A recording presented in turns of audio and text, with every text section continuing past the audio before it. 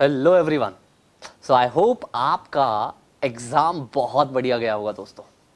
इसी सीरीज में हम लोग क्या कर रहे हैं कि सर आपकी थोड़ी सी टेंशन कम करने की कोशिश करते हैं। जी हाँ, जिन बच्चों ने एग्जाम दिया है और वो चाहते हैं कि भाई देखो एक बार तो पता लग जाए कि क्या कुछ हम लिख करके आए हैं वो सही है भी या नहीं, और दूसरी बात ये वीडियो उन बच्चों के लिए भी हेल्पफुल है जिन बच्चों ने अभी आगे एग्जाम्स देने हैं, सो दैट कि आपको समझ में आए कि क्वेश्चंस कहाँ कहाँ से पूछे जा रहे हैं। तो चलिए स्टार्ट करते हैं आज हमारे जनवरी 2025 के पेपर का एनालिसिस। राइट, चलो तो सर सबसे पहले अगर आप देखोगे तो क्वेश्चन नंबर 1 जो है, जी हाँ, क्वेश्चन नंबर 1 बहुत ही लड्डू क्वेश्चन है, बहुत ही प्यारा क्वेश्चन है। Miss Priya pays a sum of ₹10,000 to a marriage bureau to provide the information about the prospective grooms, जी हाँ, फॉर हर डॉटर्स मैरिज। तो भैया ये कोई क्राइम तो नहीं है। अगर आप मान लो प्रोस्पेक्टिव ग्रूम जो है उसके बारे में कुछ इंफॉर्मेशन चाहते हो, जी हाँ, शादी कराने के लिए पैसे नहीं दिए जा रहे, आप क्या कर रहे हो बेटा, इंफॉर्मेशन के लिए पैसे दे रहे हो या ले रहे हो। इस केस में याद रखिएगा ये एक वैलिड कॉन्ट्रैक्ट हो जाता है, ये एक वैलिड कॉन्ट्रैक्ट हो जाता है। राइट, जी हाँ। नेक्स्ट क्वेश्चन पे आ जाते हैं। Bharat agrees with the John to sell his white bull. Unknown to both the parties, the bull was dead at the time of agreement. ओ देखो बेटा, ये भैया बुल जो है वो डेड हो चुका है, उसकी डेथ हो चुकी है, ये अननोन था, ये किसी को नहीं पता, ये दोनों में से किसी भी पार्टी को नहीं पता। भाई एक बात बताओ, ये कॉन्ट्रैक्ट तो बन ही नहीं पाएगा, ये तो क्या हो जाएगा, वॉइड हो जाएगा एज पर सेक्शन 2 क्लॉज जे, है ना। बट वॉइड की डेफिनेशन अगर हम बात करें सेक्शन 2 क्लॉज जे में लिखिए, वो लिखना है आपने। राइट, इसके अलावा आप इसमें सेक्शन नंबर 20 लिख सकते हैं। सेक्शन नंबर 20 क्या बोलता है कि भैया एग्रीमेंट जो है वो वॉइड होगा, एग्रीमेंट आपका वॉइड होगा जब बोथ द पार्टीज, दोनों की दोनों पार्टीज जो है, both the parties are under mistake as to matter of fact, as to matter of fact. So mistake as to matter of fact, right, तो मिस्टेक ऑफ फैक्ट की वजह से होगा ऐसा। चलिए थर्ड क्वेश्चन की तरफ आते हैं। तो सर थर्ड क्वेश्चन क्या कहता है कि ऋषभ सेल कर रहा है goodwill of his shop to Omkar for ₹10,000 and promises not to carry on such similar business. हाँ जी, वो सिमिलर बिजनेस कैरी नहीं करेगा within the local limits, कहीं और नहीं, लोकल लिमिट्स में। ऑब्वियसली ये एक वैलिड आपका कॉन्ट्रैक्ट होगा। The property worth of ₹2 lakh was agreed to be sold for just 25,000, okay, by a person of unsound mind। हाँ जी, unsound mind के साथ कोई भी कॉन्ट्रैक्ट वैलिड नहीं होता। This contract will be void contract। ठीक है जी, चलो सर फिर इसके बाद क्वेश्चन आता है। देखो लगभग आप देखोगे क्वेश्चन नंबर 1 जो आपके पास कंपलसरी क्वेश्चन है वो सारे के सारे क्वेश्चंस कॉन्ट्रैक्ट एक्ट से पूछे गए हैं। हाँ जी, harmony foundation is a newly incorporated company, okay, जो फोकस कर रही है promoting the education and health services in the rural area, right, और ये रजिस्टर्ड है अंडर सेक्शन 8। तो मतलब जी सेक्शन 8 कंपनी, बहुत बढ़िया सर, बिल्कुल सेक्शन 8 कंपनी हो गई है सर। ये जो है री इन्वेस्ट कर रही है सारे प्रॉफिट को अपने एक्टिविटीज के अंदर, बिल्कुल अलाउड है, कर सकते हैं। And a licence has been accorded by the central government. ठीक है जी, सेक्शन 8 कंपनी को उसके अकॉर्डिंग जो है लाइसेंस लेना पड़ता है, बहुत सही है। Financial year ending 31 the company earn a substantial profit, transferred some amount to MSLMP associate a partnership firm. Okay sir sir sir sir ठीक है, यहां पे पहली बात तो आई कि पार्टनरशिप फर्म जो है इस कंपनी की मेंबर है। हाँ जी, इस कंपनी की क्या है बेटा, मेंबर है, राइट, सो मेंबर है बिल्कुल। Subsequently, on the complaint of one of the members, the central government, after giving an opportunity of being heard, हाँ जी, opportunity of being heard देना पड़ता है वो सर। इसके बाद जो है कंपनी को वाइंड अप कर दिया गया इस ग्राउंड पे कि ये पार्टनरशिप फर्म जो है ना मेंबर नहीं बन सकती। भाई एक बात याद रखना, पार्टनरशिप फर्म जो है उसका रजिस्ट्रेशन क्योंकि कंपलसरी नहीं होता, इसीलिए हम कहते हैं कि इन जनरल पार्टनरशिप फर्म किसी भी कंपनी की मेंबर तो नहीं बन पाएगी। लेकिन लेकिन लेकिन लेकिन लेकिन सर सेक्शन 8 इसका एक एक्सेप्शन है। मतलब सेक्शन 8 में अगर हम बात करें तो हमने पढ़ा हुआ है कि यहां पर एक पार्टनरशिप फर्म भी इसकी मेंबर हो सकती है, राइट। तो ये ग्राउंड तो सही नहीं है सर, लेकिन दूसरा ग्राउंड जो है, जो प्रॉफिट जो है डिस्ट्रीब्यूट किया गया है, ये ग्राउंड बिल्कुल सही होगा इसको वाउंड अप के लिए, इसके वाइंड अप के लिए बिल्कुल ये जो ग्राउंड है वो सही होने वाला था। आई होप आपने अपना आंसर भी इसी तरीके से फ्रेम किया होगा। चलिए इसके दूसरे पार्ट की तरफ आते हैं। Sir justice private limited has 9 directors. Sir हमने डायरेक्टर्स तो पढ़े नहीं, बेसिक्स तो जानते हो, चलो देखते पढ़ करके। ऑफ बोर्ड्स ऑफ डायरेक्टर्स, ठीक है जी, बिल्कुल। The companies article of association AOA, जी हाँ थोड़ा सा पढ़ा है आपने इसके बारे में, वो बताता है दैट द कोरम, क्या होता है बेटा कोरम? कोरम का मतलब है कि sir minimum number of members required to present in general meeting, right. तो जो मीटिंग होती है उसमें जो मिनिमम नंबर ऑफ मेंबर्स है, अब देखो कोई एक पर्सन गया और कहते हैं मीटिंग स्टार्ट करो, नहीं कर सकते ना। तो हमारे पास क्या है बेटा, कोरम जो है वो आर्टिकल ऑफ एसोसिएशन AOA के अंदर मेंशन है फॉर द बोर्ड मीटिंग। यहां पर GM की जगह मैं लिख देता हूं बोर्ड मीटिंग, तो यहां बोर्ड मीटिंग की बात हो रही है।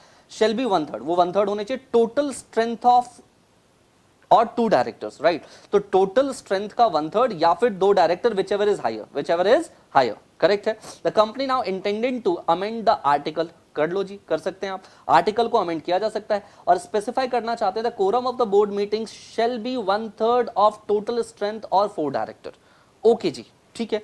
तो मतलब आप क्या करना चाहते हो, आप अपने आर्टिकल ऑफ एसोसिएशन को अमेंड करना चाहते हो। पॉसिबल है, बिल्कुल पॉसिबल है सर, अमेंडमेंट पॉसिबल है।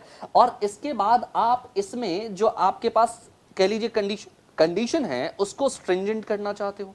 हाँ जी, बिल्कुल पॉसिबल है। इंट्रेंचमेंट प्रोविजन के नाम से भी जानते हैं आप इसको।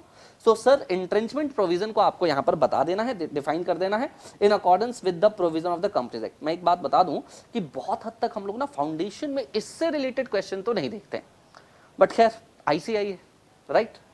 तो आपको क्या लिखना है इसके अंदर कि व्हाट वुड, ठीक है जी, पब्लिक कंपनी होती तो क्या बिल्कुल अलग होता। देखो बेटा आप ना चेंज कर सकते हो, सबसे पहले आपको आर्टिकल ऑफ एसोसिएशन के अंदर चेंज करना पड़ेगा, बिल्कुल पॉसिबल है, आप कर सकते हैं। दूसरी बात, अगर आप एक प्राइवेट कंपनी है और अगर आप एक पब्लिक कंपनी है, प्राइवेट कंपनी में आपको लेना पड़ता है यूनानिमस अप्रूवल, याद रखना बेटा, यहां पर आपको प्राइवेट कंपनी के अंदर लेना पड़ता है यूनानिमस अप्रूवल, मतलब 100% मेंबर के अप्रूवल की जरूरत है।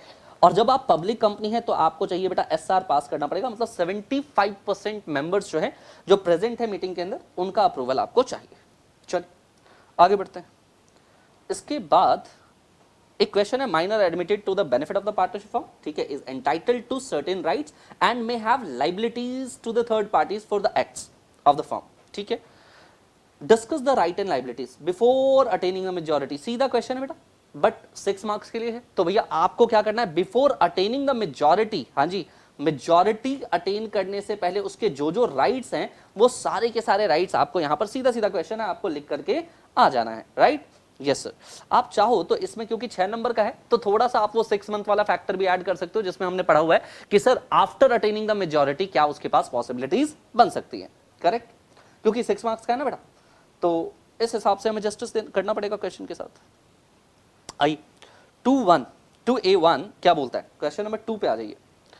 MNO Limited, a supplier of electronic components, entered into a contract on 1st of August, ठीक है जी, with the PQR Enterprises for the sale of 1000 units of microscope, ठीक है जी, माइक्रोचिप्स के लिए ये कॉन्ट्रैक्ट हुआ। Contract specifically identified the microchips by the serial number and confirm that they were in the deliverable state. तो पहली चीज important क्या है, आइडेंटिफाइड है, राइट, और दूसरी इंपॉर्टेंट बात क्या है, ये डिलीवरेबल स्टेट में रखा हुआ है। चलो जी, ये 2 इंपॉर्टेंट वर्ड्स दिख रहे हैं मुझे। Stored in MNO's limited warehouse, okay जी, ठीक है, तो MNO के ही वेयर हाउस पे जो बेच रहा है, सेलर है, उसके ही वेयर हाउस पे रखवा दिया गया। Contract stipulated that the goods would be delivered on, और कॉन्ट्रैक्ट में ये बात साफ साफ लिख दी गई है कि गुड्स की डिलीवरी कब होगी। ओके बेटा, डिलीवरेबल स्टेट में होना और डिलीवर करना ये दोनों अलग अलग बात है, ठीक है। चलो जी, तो देखो एक चीज समझो, गुड्स आइडेंटिफाइड है डिलीवरेबल स्टेट में, बट कॉन्ट्रैक्ट स्टिपुलेट कर रही है, साफ साफ कॉन्ट्रैक्ट में लिखा हुआ है कि इसकी डिलीवरी जो है ना वो बाद में होगी, ठीक है। ऑन अगस्त 10, 2023 फ्लड अकर्ड और उसकी वजह से जो वेयरहाउस डिस्ट्रॉय हो गया, यही होना था, और 1000 जो गुड्स थे वो भी डिस्ट्रॉय हो गए। अब यहां पर लाइबिलिटी किसकी है? तो एक चीज समझ लो, ये क्वेश्चन जो है ना वो बहुत क्लैरिटी नहीं दे रहा है। तो यहां पर ना आपको सीधे सीधे आंसर जो है अजम्पशन नंबर 1 और अजम्पशन नंबर 2 के बेसिस पे करना पड़ेगा। सर अजम्पशन 1 क्या है कि अगर ये, पहली बात तो देखो यहां पर हमारे पास ये एक कॉन्ट्रैक्ट है ना, साफ साफ लिखा है कॉन्ट्रैक्ट है। तो कॉन्ट्रैक्ट जब भी होता है तो कॉन्ट्रैक्ट के अंदर सेल जब हो गया, जो गुड्स आइडेंटिफाइड हो गए और डिलीवरेबल स्टेट में है, तो हमें बताना पड़ेगा कि हम यहां पर कह सकते हैं कि बायर की सीधे क्या होगी, जिम्मेदारी होगी, सेलर की जिम्मेदारी नहीं होगी। लेकिन क्योंकि कॉन्ट्रैक्ट में ये मेंशन्ड है कि भाई ये जो डिलीवरी है वो अभी नहीं हुई है, और अगर ये एग्रीमेंट है तो इस केस के अंदर जो है सेलर की रिस्पॉन्सिबिलिटी आएगी, आपको साफ साफ मेंशन कर देना पड़ेगा बच्चे, राइट। चलो, तो कहीं ना कहीं मैं कह सकता हूं इस क्वेश्चन में थोड़ा सा डाइसी है, ये क्वेश्चन आपका जो है थोड़ा सा डाइसी रहने वाला है, ठीक है। ऐसे एक आंसर देखेंगे इसके ऊपर। A purchases a motorcycle from B and uses it for some time. It turns out to be the motorcycle sold by B. Okay, okay, okay, वो stolen है, ठीक है जी, ओके ओके, ठीक है। फिर रिटर्न करना पड़ेगा, बिल्कुल आपको रिटर्न करना पड़ेगा, हाँ जी, ये आपको रिटर्न करना पड़ेगा, करेक्ट। ये क्या है, इम्प्लाइड कंडीशन आता है आपको, आपके पास आपने पढ़ा होगा, implied condition as to title. भैया मेरे पास अगर बेटर टाइटल है ही नहीं, तो क्या मैं, बेटर टाइटल है ही नहीं तो टाइटल को ट्रांसफर कर सकता हूं क्या? नहीं साहब, आप यहां पर टाइटल को ट्रांसफर नहीं कर सकते। सीधा सीधा क्वेश्चन है आर्टिकल ऑफ एसोसिएशन का कंटेंट और मॉडल ऑफ आर्टिकल। अरे देखो, मॉडल ऑफ आर्टिकल जो है ना आपके पास शेड्यूल 1 में, जो हमारे पास शेड्यूल 1 हम पढ़ते हैं, तो शेड्यूल 1 के अंदर आप देखोगे टेबल एफ है, वो आप पढ़ सकते हो फॉर द, अगर कंपनी लिमिटेड बाय शेयर्स है, ठीक है, जी है हमारे पास, एच है हमारे पास, तो डिपेंड करता है वो कंपनी लिमिटेड बाय गारंटी है, limited by guarantee with share capital है, ठीक है, और फिर आई में विदाउट शेयर कैपिटल है, तो इस पे डिपेंड करता है। लेकिन ये सब कुछ हमें फाउंडेशन लेवल पर सिर्फ इनिशियल पढ़ाया जाता है। कंटेंट का सीधा सीधा एक क्वेश्चन जरूर है, आप उसको देख सकते हो, उसका आंसर आप यहां पर डालेंगे, राइट, बिल्कुल, ओके। बाकी चीजों से आपका लेना देना नहीं है। आ जाओ जी, सी पॉइंट पे आ जाते हैं। चलिए आगे आप देख सकते हैं, Diana and Bharti newly qualified chartered accountant है, wish to perform a limited liability to provide their professional services, ठीक है, एलएलपी फॉर्म करना चाहते हैं, करेक्ट है, करेक्ट है। चलो, तो यहां पर क्या करना है, इनकॉर्पोरेशन डॉक्यूमेंट। तो भैया आपको जो है ना इनकॉर्पोरेशन डॉक्यूमेंट क्या लगने वाला है, उससे रिलेटेड सीधा सीधा क्वेश्चन आपका ये बनने वाला है, राइट। तो आप यहाँ पे सेक्शन नंबर 11 एंड 12 जो है मेंशन कर देंगे, इनकॉर्पोरेशन से रिलेटेड आपका काम हो जाएगा, करेक्ट। चलिए आगे बढ़ते हैं नेक्स्ट क्वेश्चन पे। PQR जो है वो पार्टनर्स हैं, ठीक है, PQR एसोसिएट्स के। P बाय करता है cement on behalf of the firm from D. The cement is used to be in the ordinary course of the firm's business. P uses the cement for his personal purpose. तो भैया इसके लिए liable कौन होगा, P liable हो जाएगा। The supplier D, who is unaware of the private use of the cement by the P, claims the price from the firm. बिल्कुल जी कर सकता है, फर्म को इसको पे करना पड़ेगा, और इसके बाद जो है ना फर्म जो है ना वो पैसे क्या करेगी बेटा, वो फर्म जो है वो पैसे किससे रिसीव कर सकती है, पार्टनर से रिसीव कर सकती है। The firm refuses to pay the price, नहीं पे करना पड़ेगा जी, ऑन द ग्राउंड नहीं, बिल्कुल पे करना पड़ेगा, राइट। उसके बाद whether the firms content is tangible, no बता दिया मैंने आपको। What would be answer if the part of the cement is purchased by the P was delivered by the firm to the firm by him, okay, तो part payment करनी पड़ेगी। The rest of the cement was used by the for the private, तो private use के लिए ऐसा चलेगा उसका, ठीक है। चलो इसके बाद आ जाते हैं sir, the extract of the major share holder holding, okay ठीक है। पेड अप शेयर कैपिटल हमारे पास है, एक कंपनी है रूरल डेवलपमेंट फाइनेंशियल कॉर्पोरेशन, और गवर्नमेंट का है हमारे पास यहाँ पे 18% है, 24% तमिलनाडु का है, महाराष्ट्र का है, सेंट्रल गवर्नमेंट का है, पब्लिक का है, ठीक है जी। तो अगर आप देखोगे तो यहाँ पे 18 और 4 22 32 42 और 6 48 और 68%, 68%, ऑल दो इससे कोई लेना देना नहीं है, क्योंकि आपको क्वेश्चन बता रहा है कि सर पब्लिक फाइनेंशियल इंस्टीट्यूशन, तो आप लोग क्या करेंगे, PFI की डेफिनेशन देंगे। PFI की डेफिनेशन में आप अगर पढ़ोगे तो वहां पर सेंट्रल गवर्नमेंट नोटिफाई कर सकता है सेंट्रल गवर्नमेंट नोटिफाई कर सकता है किसी भी कंपनी को, राइट, एज पीएफआई, जिसमें आपने एलआईसी देखा होगा, यूटीआई देखा होगा, उनको उन्होंने नोटिफाई ऑलरेडी किया हुआ है। तो सेंट्रल गवर्नमेंट के पास ये पावर है कि वो क्या कर सकता है बेटा, वो नोटिफाई कर सकता है, और ये एलिजिबल कंपनी है, बिल्कुल इसको नोटिफाई किया जा सकता है। तो सेंट्रल गवर्नमेंट में लिखेंगे आप, में नोटिफाई, राइट।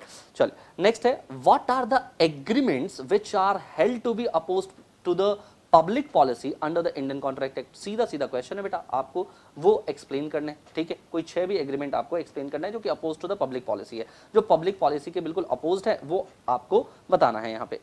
नेक्स्ट क्वेश्चन आ जाते हैं, ए बी सी जो है jointly promise to pay D a sum of ₹60,000 examine considering the provision of the contract act 1872 can D compel any 3 part. एक बार देख लो बेटा, ये जॉइंट प्रॉमिस का केस है, याद है आपको, जॉइंट प्रॉमिस का केस हमने क्लास के अंदर किया था, जिसमें यहां पर बोला गया कि 6,000 रुपए उसको देने।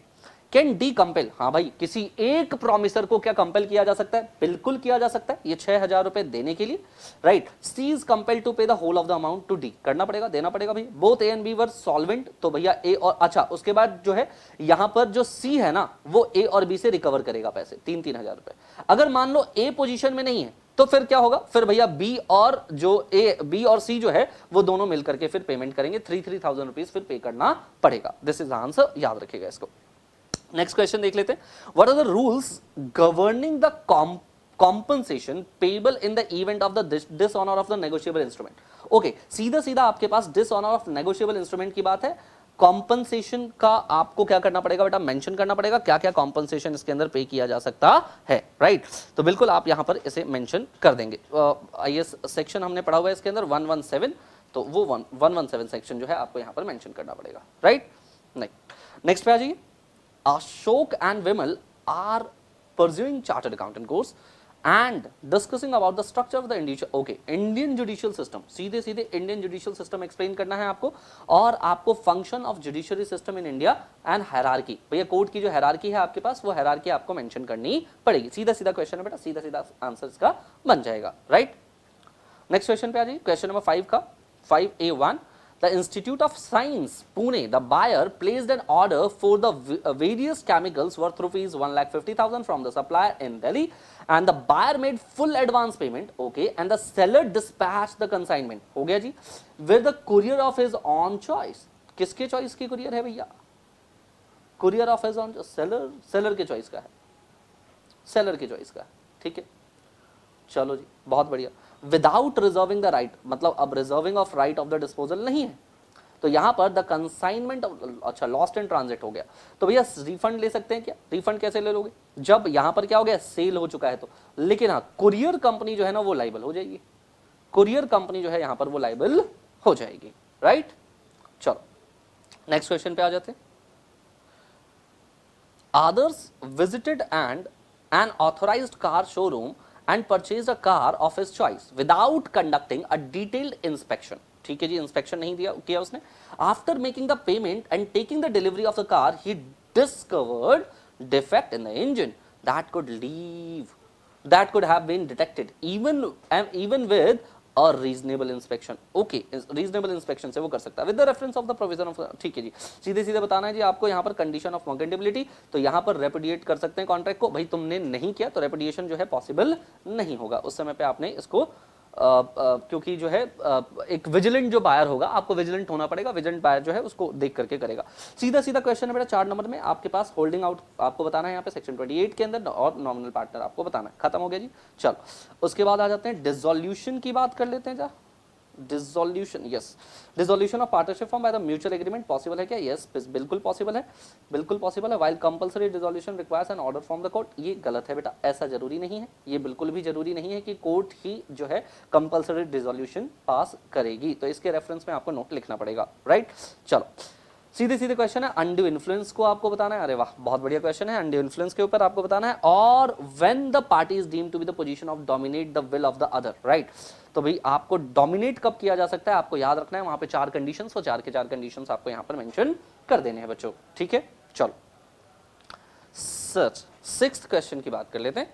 6th क्वेश्चन किसकी बात कर रहा है, अंजलि परचेज कर रही है various cosmetic product worth of ₹15,000 during the last week from the Sushil, a shopkeeper on the credit of 1 month, after a fortnight she makes out a blank promissory note, उसने एक blank promissory note बनाया, ठीक है, signed it and delivered to Sushil, who further endorsed it to the Manish, okay, for the payment of the dues. Manish who is the holder of the due course, holder in due course है जी, ठीक है, उसने उसमें 17,000 डाल दिया amount. The Sushil and mature, भैया यहाँ बात तो सिर्फ 15,000 की थी, हाउ कैन ही डू? तो पहली बात तो वो होल्डर इन ड्यू कोर्स नहीं होगा, राइट. और वो कितना डिमांड कर सकता है? वो 17,000 डिमांड नहीं कर सकता साहब. वो कितना डिमांड करेगा यहाँ पे? यहाँ पर जो है वो 15,000 रुपए डिमांड कर सकता है, इससे ज्यादा डिमांड नहीं कर सकता, राइट. सिंपल है. चलो, प्रिया एक स्मॉल बिजनेस ओनर है, receives a bills of exchange from the her customer Sanjay, ठीक है, due for the payment on 15 October. Priya represent करता है बिल को, पेमेंट को संजय के ऑफिस में ड्यूरिंग बिजनेस आवर. ये भी बहुत सही है. संजय इज नॉट प्रेजेंट, अच्छा ठीक है, तो इसने उसके असिस्टेंट को दे दिया. सर असिस्टेंट को एजेंट माना जाएगा क्या? सर देखो, बिल्कुल आपको यहां पर एक नोट डालना पड़ेगा कि अगर वो उसका एजेंट है तो इन दैट केस यहां पर जो है ये प्रेजेंटेशन जो है बिल्स ऑफ एक्सचेंज के अंदर वैलिड प्रेजेंटेशन होगा, राइट. नहीं है तो ये वैलिड नहीं होगा. सीधा सीधा क्वेश्चन है सब एजेंट के ऊपर एंड सब्सटीट्यूटेड एजेंट के ऊपर, ठीक है जी. सीधा सीधा क्वेश्चन आपको एलिब्रेट करना है 6 पॉइंट्स के अंदर. भाई साफ साफ बता रखा है कि 6 पॉइंट्स लिखने हैं, तो इससे कम पॉइंट्स आपके नहीं माने जाएंगे, ठीक है जी, याद रखिएगा. राइट ऑफ द बायर, सीधे आंसर देना है बेटा राइट ऑफ द बायर का. भाई इसमें कुछ भी एनालिसिस करने जैसा नहीं है. चलिए, बहुत बढ़िया. सो ये है बेटा आपका पूरा का पूरा paper analysis, and I hope आपको ये वीडियो समझ में आया होगा, राइट. अगर आपको कुछ भी ऐसी चीज़ है जो समझ में नहीं आती तो आप एक बार कमेंट बॉक्स में जरूर डाल सकते हैं. Thank you very much. Manish Roy signing off.